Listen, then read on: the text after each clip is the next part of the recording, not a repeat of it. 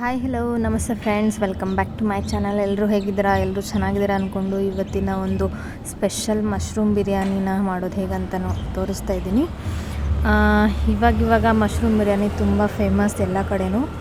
Chicken ತಿಂದೇ ಇರೋರು ಈ ಥರ ಮಶ್ರೂಮ್ ಬಿರಿಯಾನಿ ಮಾಡಿ ತಿಂದರೆ ಸಖತ್ತಾಗಿರುತ್ತೆ. ನೋಡ್ಬೋದು, ಇಲ್ಲಿ ನಾನು ರಾಯ್ತಾ ಜೊತೆ ಸರ್ವ್ ಮಾಡಿದ್ದೀನಿ. ಹೇಗೆ ಮಾಡೋದಂತ ಟಕ ಅಂತ ನೋಡ್ಕೊಂಬಿಡೋಣ.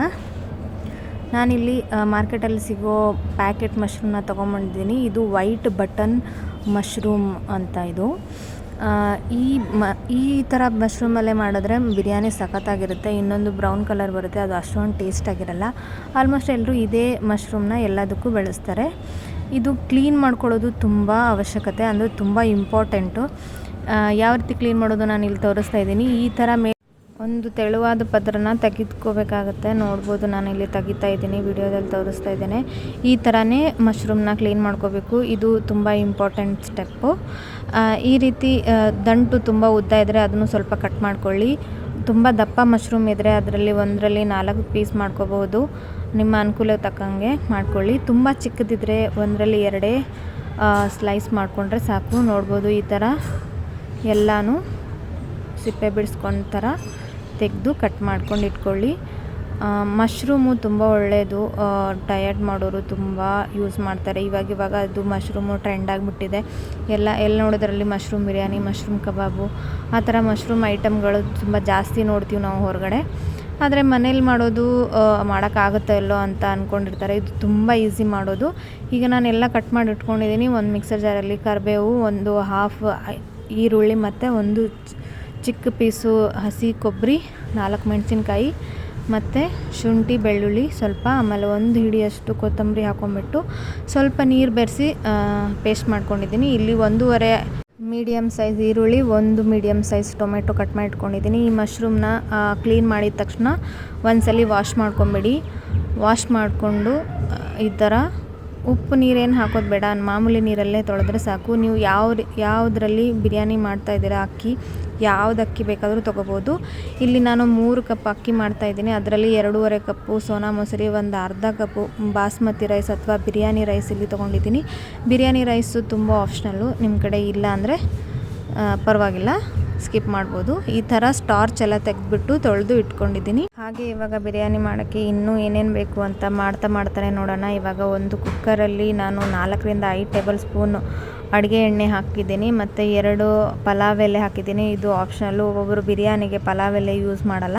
ಆಮೇಲೆ ಜೀರಿಗೆ, ಸಾಸಿವೆ, ದಾಲ್ಚಿನ್ನಿ, 1-2 ಏಲಕ್ಕಿ, ಒಂದು 4-5 ಲವಂಗ, ಒಂದು ಕಪ್ಪು ಲವಂಗ ಹಾಕಿದ್ದೇನೆ. ನೋಡ್ಬೋದು ಇಲ್ಲಿ. ಮತ್ತು ಇದಕ್ಕೆ ಸ್ವಲ್ಪ ನನ್ನ ಹತ್ರ ಶಾಜೀರಿಗೆ ಅಥವಾ ಸಣ್ಣ ಜೀರಿಗೆ, ಎಲ್ಲ ಕಪ್ಪು ಜೀರಿಗೆ ಅಂತಲೂ ಕರೀತಾರೆ, ಅದನ್ನು 1 ಟೇಬಲ್ ಸ್ಪೂನ್ ಹಾಕಿದ್ದೀನಿ. ಆಮೇಲೆ ಮಾಮೂಲಿ ಈರುಳ್ಳಿ ಕಟ್ ಮಾಡಿ ಇಟ್ಕೊಂಡಿರೋದು ಹಾಕ್ಕೊಂಡಿದ್ದೀನಿ. ಇಲ್ಲಿ ಉದ್ದುದಾಗಿ ಈರುಳ್ಳಿ ಕಟ್ ಮಾಡಿಕೊಂಡ್ರೆ ತುಂಬ ಚೆನ್ನಾಗಿರುತ್ತೆ. ಇದರಿಂದ ಟೇಸ್ಟು ಚೆನ್ನಾಗಿ ಬರುತ್ತೆ. ಆಮೇಲೆ ಇದು ಸ್ವಲ್ಪ ಬೆಂದ ಮೇಲೆ ಇಲ್ಲಿ ನಾವು ಮಿಕ್ಸಿ ಜಾರಲ್ಲಿ ಸ್ವಲ್ಪ ನೀರು ಹಾಕಿ ರುಬ್ಬಿಟ್ಕೊಂಡಿರೋ ಮಸಾಲೆನೆಲ್ಲ ಇದಕ್ಕೆ ಸೇರಿಸ್ಕೊಳ್ಳೋಣ. ಇದಕ್ಕೆ ನೀವು ಪುದೀನ ಬೇಕಾದರೂ ಸೇರಿಸ್ಕೋಬೋದು, ನಾನಿಲ್ಲಿ ಸೇರಿಸಿಲ್ಲ.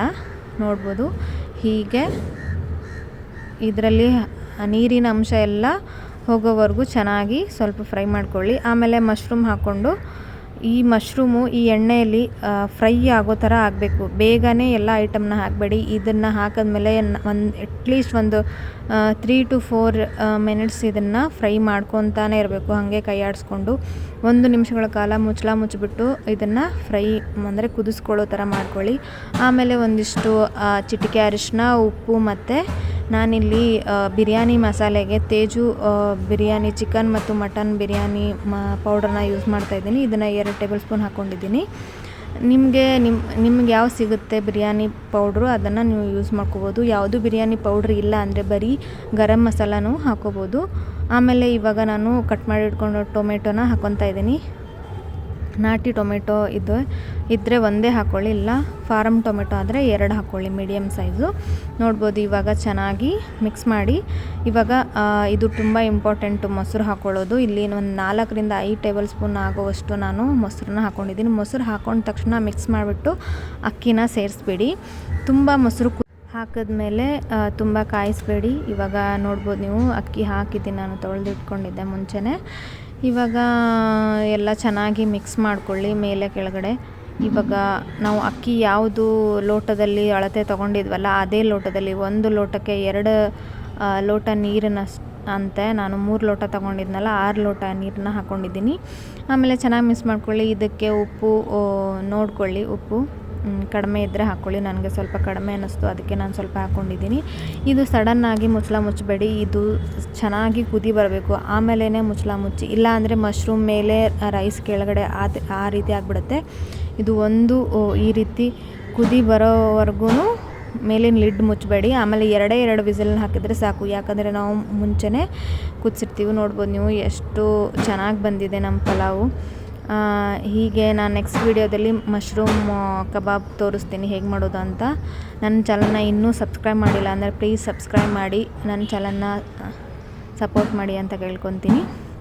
ನೋಡ್ಬೋದು ನಾನಿಲ್ಲಿ ಇವತ್ತು ರೈತ ಜೊತೆ ಸರ್ವ್ ಮಾಡಿದ್ದೀನಿ. ತುಂಬ ಚೆನ್ನಾಗಿ ಬಂದಿದೆ. ಹೇಗೆ ಅನ್ನಿಸ್ತು ಫ್ರೆಂಡ್ಸ್? ಇಷ್ಟ ಆದರೆ ಪ್ಲೀಸ್ ಲೈಕ್ ಮಾಡಿ, ಶೇರ್ ಮಾಡಿ, ಕಮೆಂಟ್ ಮಾಡಿ ಅಂತ ಕೇಳ್ಕೊತೀನಿ. Bye friends. Thank you for watching.